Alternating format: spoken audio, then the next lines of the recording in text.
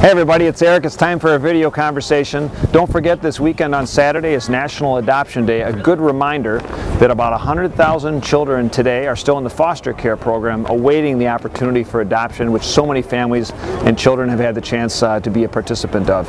We are going to get to our questions, and actually the first comes in from Pam in Plymouth, who writes in, "Dear Representative Paulson, the numbers of Americans living with and being diagnosed with diabetes seems to be on the rise.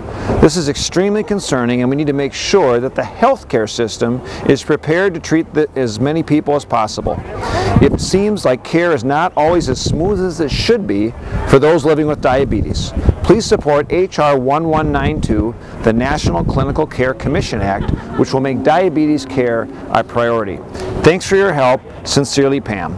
Actually, as Pam mentioned, there are about 30 million people in America today that have diabetes. And part of the challenge is there's been a lack of coordination with clinical care units that can provide the appropriate care for those who do have diabetes. One of the good news opportunities is that we have a bipartisan bill, the bill that was mentioned, H.R. 1192.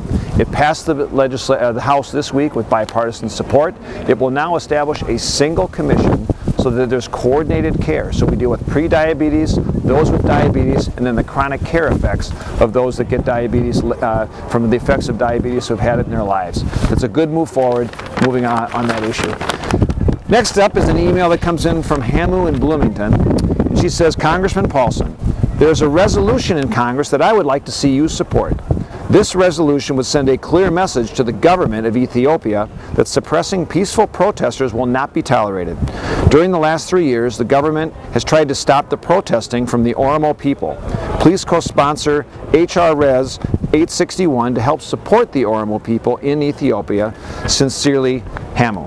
Actually, unfortunately, as Hamu pointed out, there have been challenges in Ethiopia with the government suppressing democracy, suppressing human rights, and there's a resolution that I am co-sponsoring now and have signed on that draws attention to this so that we do respect democratic institutions, we do respect human rights, and unfortunately these protests have resulted in the government jailing a lot of folks in Ethiopia.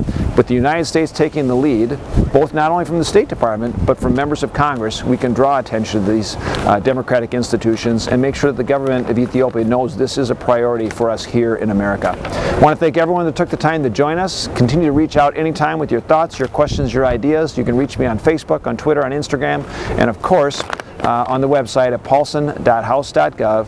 Have a great weekend.